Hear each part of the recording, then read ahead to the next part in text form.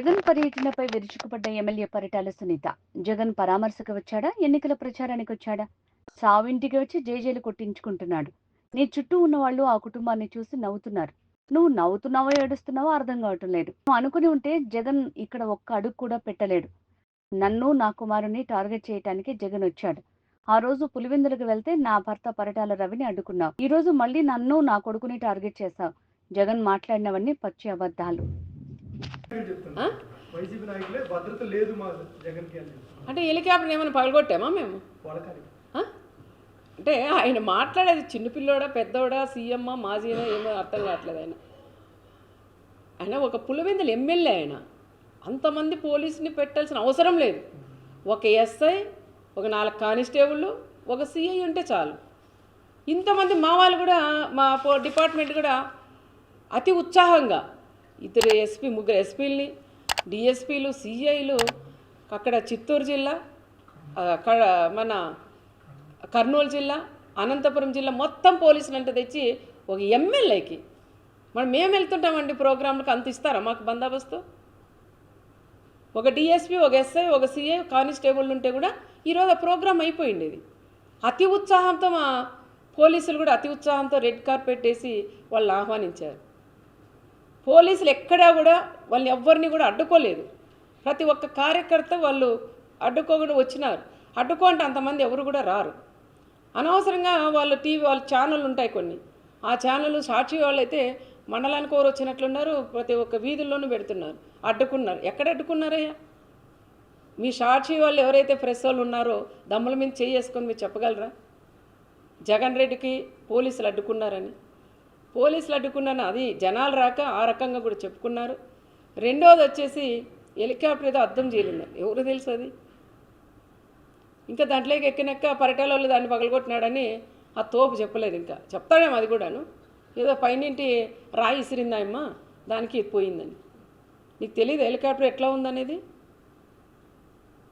అదే పనిగా నువ్వు రోడ్డు మీద పోవాల, బై రోడ్డు ఇట్లని జనాలందరికీ ఇట్లా చేతులు ఊపుకుంటూ పోవాలన్న ఆలోచనతోనే హెలికాప్టర్ చూపిస్తూ ఆయన ఈ విధంగా రోడ్ మ్యాప్ పోయినాడు. కానీ పోలీసులకి దీనికి ఎటువంటి సంబంధం లేదు అని చెప్తారు.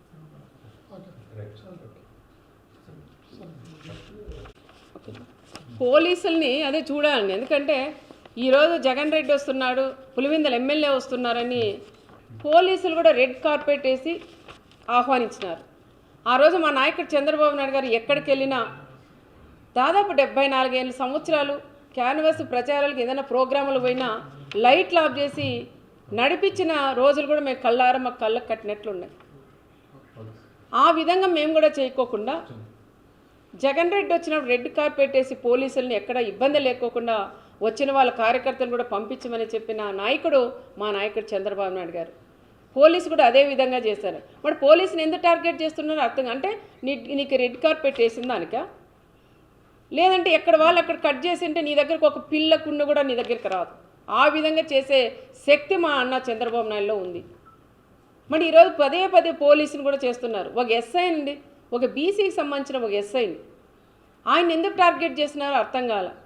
ఆయన పదే ఒక మాజీ సీఎం లెవెల్లో ఉండే వ్యక్తి ఒక బ్రోకర్ అంటాడు. ఒక ఎస్ఐ వచ్చి మన వీడియో కాల్లో మాట్లాడించినామంటారు.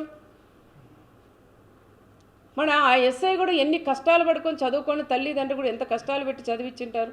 ఒక ఎస్ఐ అయితే ఎస్ఐది ఏముంటుందండి? పై స్థాయి వాళ్ళు ఏం చెప్తే చేసేవాళ్ళు. ఆ ఎస్ఐని ఏదో రకంగా ఆ తోపు చెప్పిన మాటలని విని ఆ ఎస్ఐని ఏదో రకంగా సస్పెండ్ చేయించాల. నీ గవర్నమెంట్లో ఉన్నాడు, 5 ఏళ్ళు ఆయన పక్కన పెట్టేశావు. మళ్ళీ ఈ గవర్నమెంట్లో ఆయన కరెక్ట్గా జాబ్ చేస్తుంటే ఈ రకంగా వాళ్ళ వీడియో కాల్లో మనం ఒకరితో పలికిచ్చు. నువ్వు ఒక అబద్ధం చెప్పేది కాదు, వీడియో కాల్లో మాట్లాడిచ్చాడు ఎస్ఐ అని చెప్తున్నావు. మరి ఒక్కరితో అయినా మీరు పలికించగలరా? అనవసరంగా మీరు పోలీసుల మీద కూడా పోవడం అది తప్పు అని చెప్తున్నాం. ఇప్పుడైనా జిల్లా ఎస్పీ గారు కూడా పదే చెప్తున్న జిల్లా ఎస్పీ గారికి, మొన్న జరిగినప్పుడు పెనగొండలో అదే ఎస్ఐని, డిఎస్పీని, సిఐలంతా మాజీ ఎమ్మెల్యే తోపు ఇష్టానుసారం మాట్లాడినారు. అమ్మల్ని అక్కల్ని తిట్టారు. మరి ఆ రోజే ఎస్పీ గారు స్పందించి పోలీసులను ఈ విధంగా అరిశారని సీరియస్నెస్ తీసుకొని సీరియస్గా ఏదైనా వార్నింగ్ ఇచ్చింటే ఈరోజు ఇంతవరకు వచ్చేది కాదని నేను ఎస్పీ గారికి కూడా చెప్తాను, ఇప్పుడైనా తల్లి, ఇప్పుడైనా మీరు మేల్కొని, పోలీసు కూడా మీ ద్వారా, మీ నుంచి మీరు పెద్దలు అయిపోతున్నారు, కింద ఉండేవాళ్ళు, కింద స్థాయి వాళ్ళు ఎస్ఐఎల్ సిఐఎల్ కానిస్టేబుల్ ఉన్నారు, వాళ్ళందరూ కూడా ఇబ్బందులు పడుతున్నారు, వాళ్ళకు ఒక భరోసా ఇవ్వండి, ఒక ధైర్యం ఇవ్వమని మన ఎస్పీ గారికి కూడా నేను తెలియజేస్తున్నాను.